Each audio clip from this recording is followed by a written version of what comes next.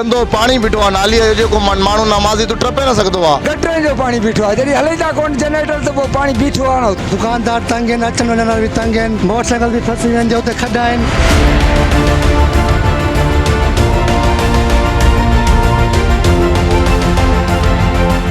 जी बिल्कुल अवां खे ॿुधाईंदा हलूं ॾेहरकी में जेको आहे जगह जगह ते गटरनि जो गंदो पानी उथलण सबबि रोडां गंदे पानी सां भरिजियूं आहिनि, जंहिंसां शहरनि खे अच वञ में शदीद मुश्किलातनि खे मुंहुं ॾियणो पइजी रहियो आहे। हिन हवाले सां गॾु शहरी मौजूदु आहिनि, अचो त शहरनि सां ॻाल्हि ॿोल की उन्हनि जो छा चवणु आहे। कॾहिं कहीं सिल बि नाली ते न लाथी आहे हिननि। हे जनरेटर तेल मिलंदो आहे अलाए केतिरा लीटर, उहो माना घर खणी वेंदा आहिनि, अधु माना हिते इस्तेमालु कंदा आहिनि, त पोइ पाणी शहर में न खणंदो, ॿियो किथे खणंदो।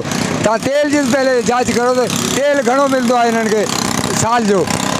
बारिशनि जो पानी बीठो आहे, गटरनि जो पानी? हे गटरनि जो पानी बीठो आहे, जॾहिं हले था कोन जनरेटर त पोइ पानी बीठो आहे न हुते। जॾहिं हले त पोइ तेल खणी वञनि पंहिंजे साइकिल मोटरनि में, कारनि में विझी वठनि मिनिस्टर, इहे सभु टाउन वारा, पोइ पानी कीअं न पींदो। पानी बीठो आहे, कारोबार सारा बंदि लॻा पिया आहिनि। इहो रोज़ जो कमु आहे, हिननि जो हिकु ॾींहं जो कमु न आहे। 5 मिनट सफ़ाई थींदी आहे, वरी 10 ॾींहंनि खां बाद, वरी 5 ॾींहंनि खां बाद पानी बीठो ई बीठो आहे। हिन हिसाब सां सारा कारोबार फेल थी विया पिया आहिनि असांजा।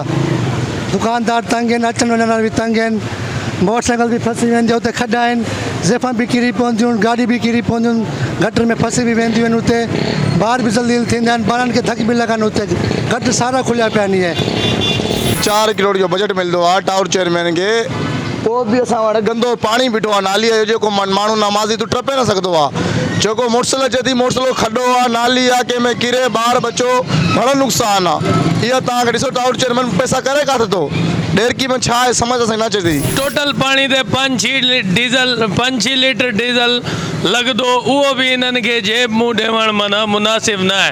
किरोड़े रुपया ख़तमु खाई आहे, तबाह करे आहे। हिते औरतां बच्चा गुज़रंदा आहिनि, कुराड़ा गुज़रंदा आहिनि।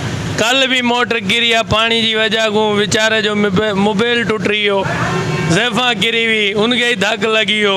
इहे शइ इन्हनि खे न नज़र ॾियनि, छो पाण पिया आहिनि एसियुनि में।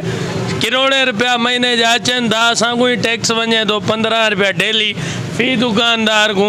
हाणे इन मार्केट में ई 20 दुकान आहिनि, 600 रुपयो डेली इतू ई वेंदो आहे। इहो ई खाधी पीती पिया आहिनि जा, असांखे माना को बि सुख न आहे। जी बिल्कुलु तव्हां शहरनि जी ॻाल्हि ॿोल ॿुधी, उन्हनि जो इहो चवणु आहे टाउन कमेटी वटि 4 करोड़ खां बि मथां जेको बजट आहे उहो मिली रहियो आहे, पर ख़बर न आहे बजट किथे ख़र्च थो थिए।